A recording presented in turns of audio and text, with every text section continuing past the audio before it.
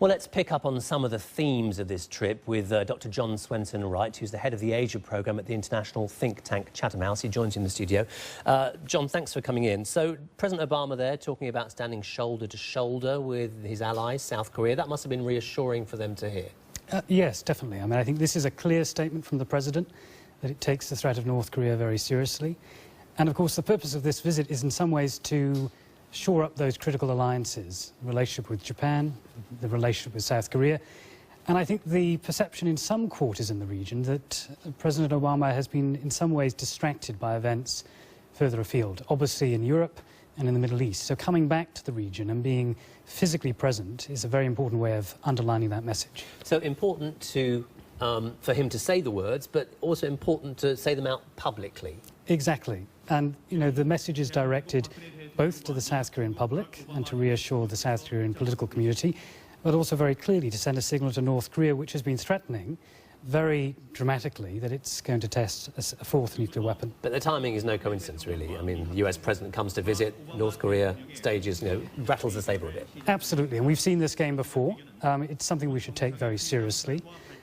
Whether the satellite imagery is conclusive, whether a test is imminent, I think is a much bigger question. But there's no doubt that Kim Jong-un sees this nuclear asset as his, in a sense, his insurance policy, and he's going to want to maintain it. Yeah.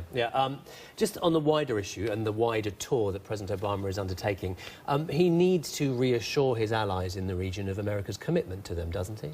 He does, and he needs to keep them together. He needs to keep them unified. And there have been very real tensions between South Korea and Japan. We saw some of that in the press statements, the press comments by President Park, who's very concerned about the historical issues and the perception that Prime Minister Abe has, in a sense, been playing politics with the diplomatic relationship. The difficult task for President Obama is to try and bring Seoul and Tokyo closer together. So far, I think the atmospherics suggest he's been relatively successful, but it's a difficult challenge. And the thing that no one's really mentioning is, you know, the white elephant or the 600-pound gorilla in the room. It's China.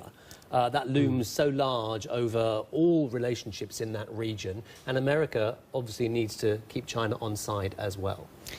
It does, and that's the very difficult challenge he faces. On the one hand, as we saw in his visit to Tokyo, he wants to demonstrate that the United States will fulfill its treaty commitments to protect the Senkakus, but he also doesn't want to get involved in a sense, the minutiae of that disagreement between China and Japan over who owns the territory.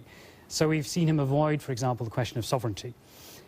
But I think in terms of keeping the alliances together, I think he's been very successful so far. OK, we'll watch. Got a couple more days to go. OK, John Swenson-Wright from Chatham House think tank, thanks very much for coming in. Thank you. Now, there is a